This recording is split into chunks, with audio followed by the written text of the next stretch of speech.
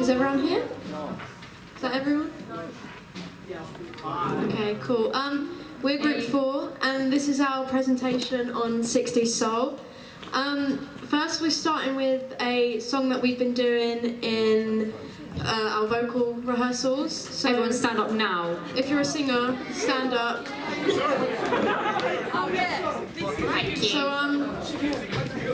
I don't know if you guys remember. I'm hoping you do, but just remember your harmonies. Are we ready? Does anyone need to go over the harmonies first, or No, I think we're good. okay.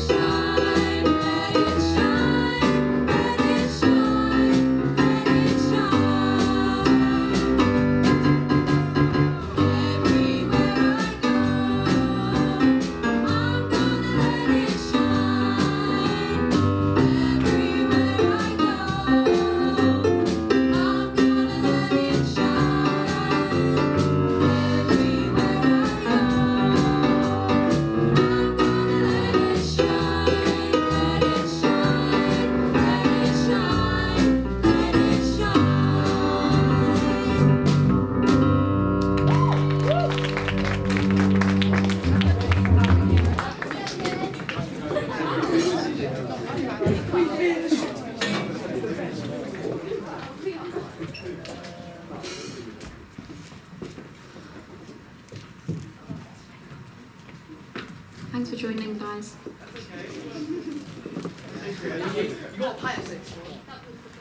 Wasn't that good?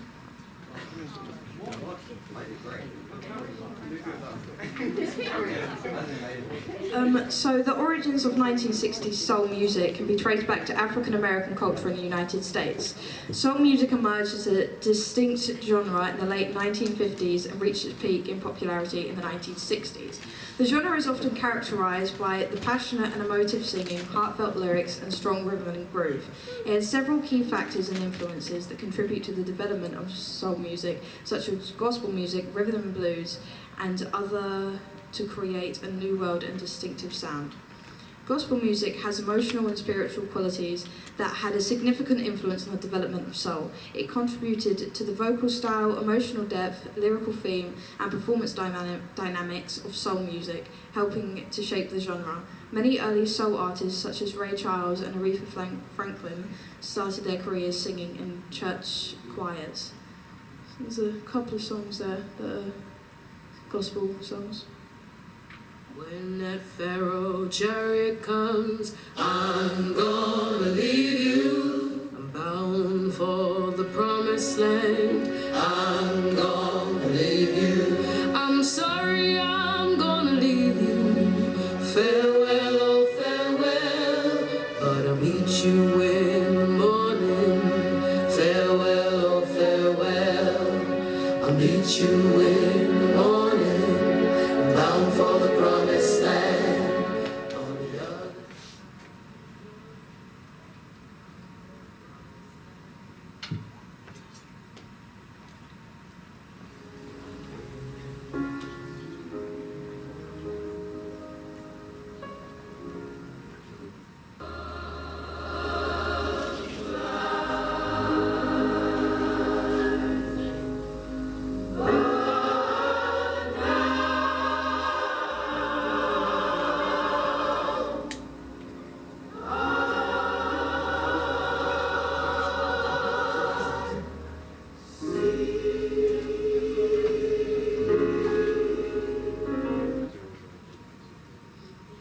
R&B music, which had its roots in blues and jazz traditions, provided another important foundation for soul music.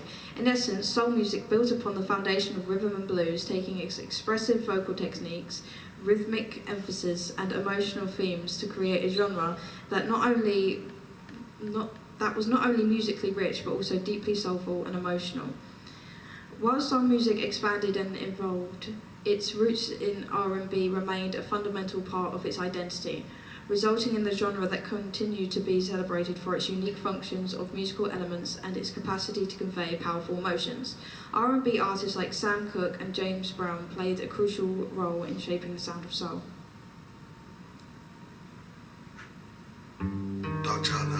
Say my name, if no one is around you. Say, baby, I love you if you ain't running game.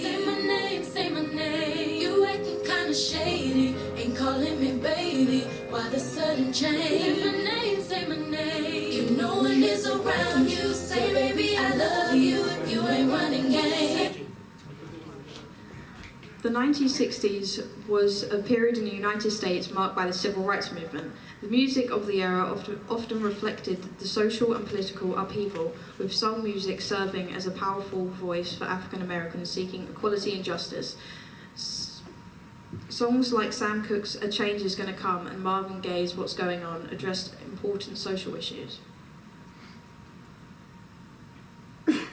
Hi, I'm John Green. This is Crash Course U.S. History, and today we're going to look at one of the most important periods of American social history, the 1950s. Why is it so important? Well, first, because it saw the advent of the greatest invention in human history, television. Mr. Green, I like TV. By the way, you're from the future. How does the X-Files end? Are there aliens or no aliens? No spoilers, me from the past. You're going to have to go to college and watch the X-Files get terrible just like I did. So it's mostly important because of the civil rights movement. We're going to talk about some of the heroic figures like Martin Luther King and Rosa Parks, but much of the real story is about the thousands of people you've never heard of who fought to make America more inclusive. But before we look at the various changes that the civil rights movement was pushing for, we should spend a little time looking at the society that they were trying to change. The 1950s has been called a period of consensus, and I suppose it was, at least for the white males who wrote about it, and who all agreed that the 1950s were fantastic for white males. Consensus culture was caused first by the Cold War. People were hesitant to criticize the United States for fear of being branded a communist, and second, by affluence. Increasing prosperity meant that more people didn't have as much to be critical of. And this widespread affluence was something new in the United States. Between 1946 and 1960, Americans experienced a period of economic expansion that saw standards of living rise and gross national product more than double. And unlike many previous American economic expansions, much of the growing prosperity in the 50s was shared by ordinary working people who saw their wages rise. To quote our old friend Eric Foner, by 1960, an estimated 60% of Americans enjoyed what the government defined as a middle-class standard of living. And this meant that an increasing number of Americans had access to things like television and air conditioning and dishwashers and air travel. And that doesn't really seem like a bonus. Anyway, despite the fact that they were being stuffed into tiny metal cylinders and hurtled through the air, most Americans were happy because they had, like, indoor plumbing and electricity.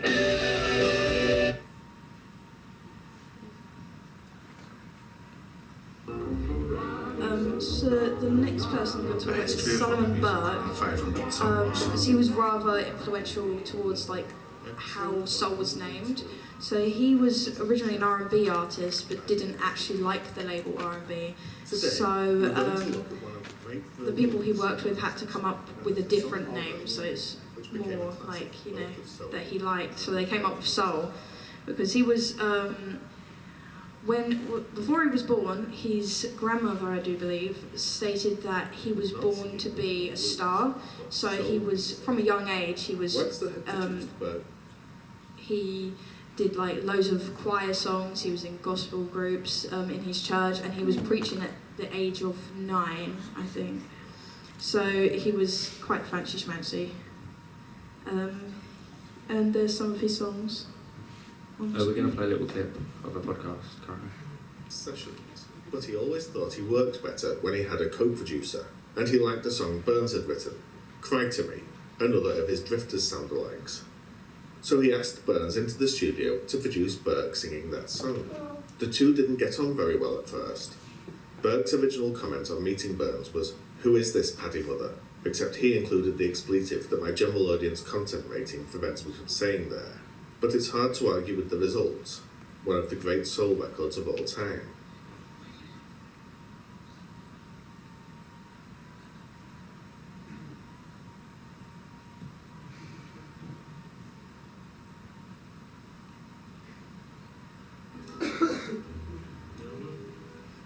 Burke was the closest thing to a male solo star they now had, and clearly a major talent, but he was also a very opinionated person, and not easy to get on with.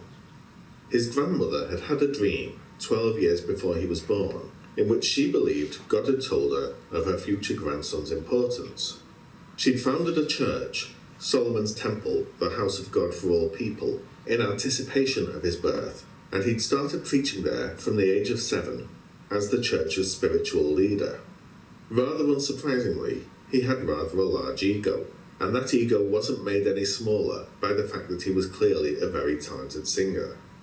His strong opinions included things like how his music was to be marketed. He was fine with singing pop songs rather than the gospel music he'd started out in, as he needed the money. He had 8 kids, and as well as being a singer and priest, he was also a mortician, and had a side job shoveling snow for $4 an hour. But he wasn't keen on being marketed as rhythm and blues. Rhythm and blues was dirty music, not respectable. His music needed to be called something else. After some discussion with Atlantic, everyone agreed on a new label that would be acceptable to his church, one that had previously been applied to a type of mostly instrumental jazz influenced by black gospel music, but from this point on would be applied almost exclusively to black gospel-influenced pop music in the lineage of Ray Charles and Clyde McPhatter. Burke was not singing rhythm and blues, but soul music. Works that had produced Burke.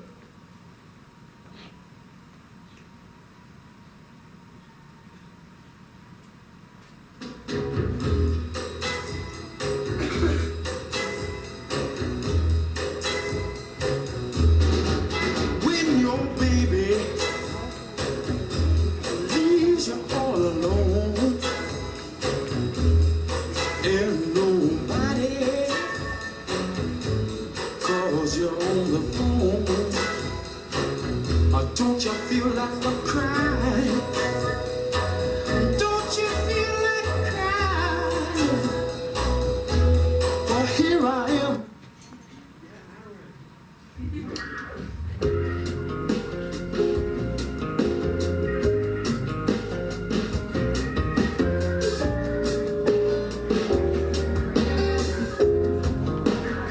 Well, you better listen, my sisters and brothers, 'cause if you do, you can hear there are voices still calling across the years.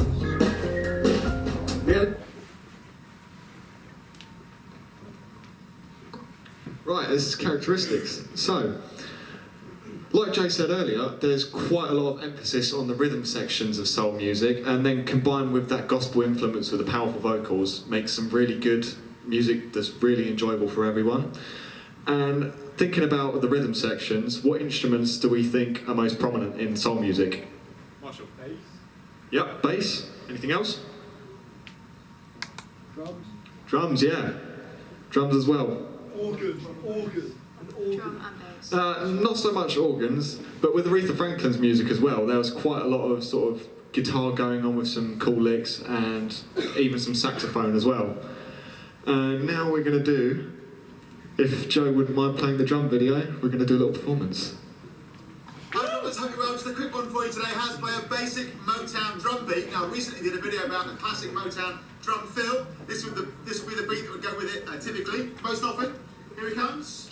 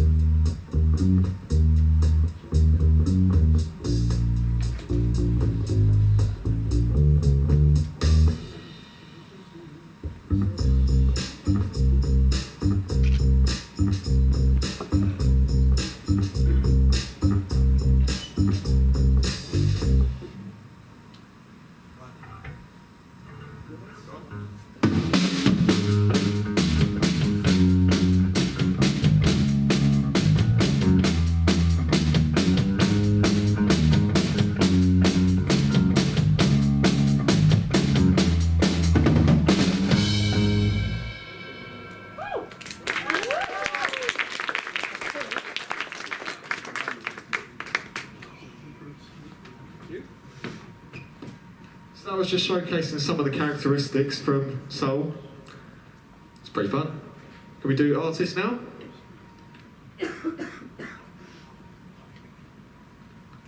So we're starting off with the king and queen of soul. First off, we've got Aretha Franklin, who's probably one of the most influential soul artists of all time. And she first started out singing a lot of gospel music in the church. And although it was frowned upon when she moved to sort of her own music, getting money from it, it's almost... They saw it like she was selling her soul to the devil to get money, basically. But yeah, she's probably one of the most influential soul artists of all time. Then we got... Oh yeah, play the video.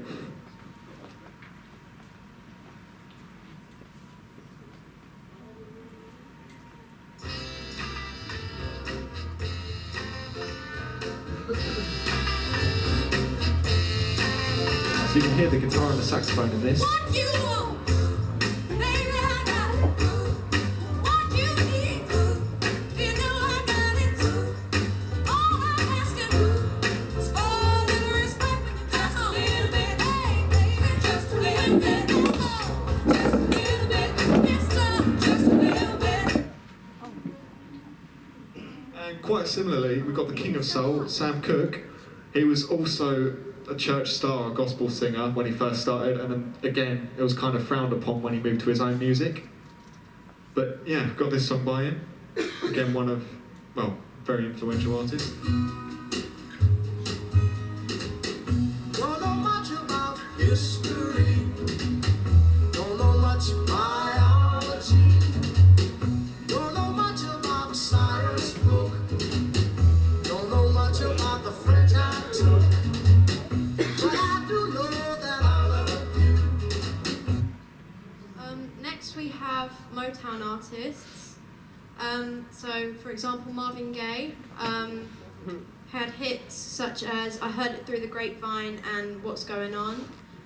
He used his music to address social issues at the time, so civil rights, racism, and the anti-war movement. And some facts, he was shot by his dad twice because he argued with his parents, and he thought that people would see his last name and think that he was gay, so he added an E to it. And if you want to play this song. Sharp.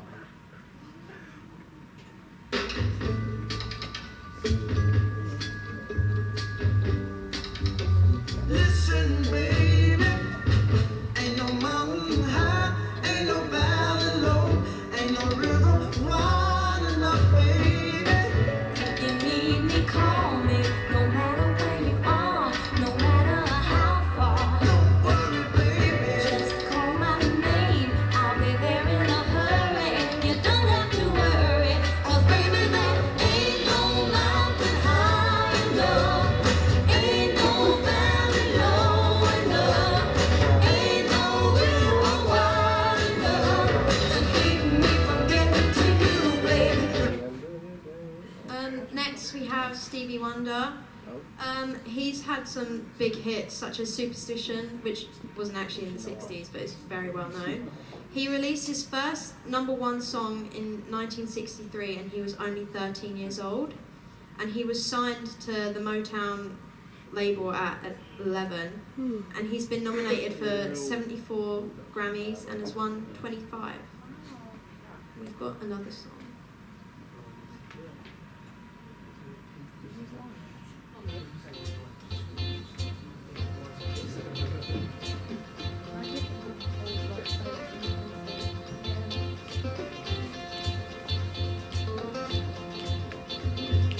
Once in my life, I have someone who needs me, someone I've needed so long.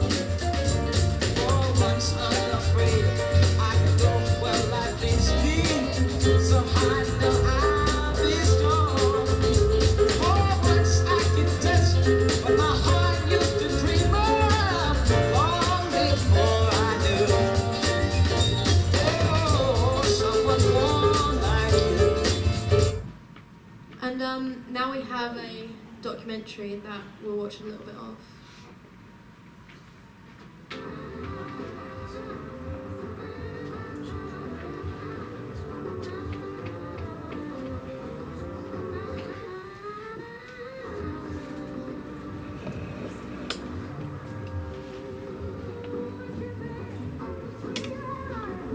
soul is sometimes defined as the essence of the human spirit. In the popular music of the 1960s, soul meant something more tangible. It was a shout of joy, a cry of pain, and an emblem of uninhibited self-expression.